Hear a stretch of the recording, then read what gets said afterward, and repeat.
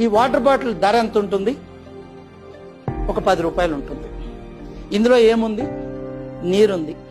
మరి ఈ బాటిల్లో ఈ నీరు బదులు నేను పాలు పోస్తే ఈ బాటిల్ ఖరీదెంత? ఇదే పాల బదులు ఇందులో పెట్రోల్ పోస్తే దాని ఖరీదెంత? అదే పెట్రోల్ బదులు దీంట్లో నేను పాదరసాన్ని నింపితే దాని ఖరీదెంత? అదే పాదరసం బదులు బంగారాన్ని పోస్తే ఈ బాటిల్ నిండా ఉన్న బంగారం ఖరీదెంత?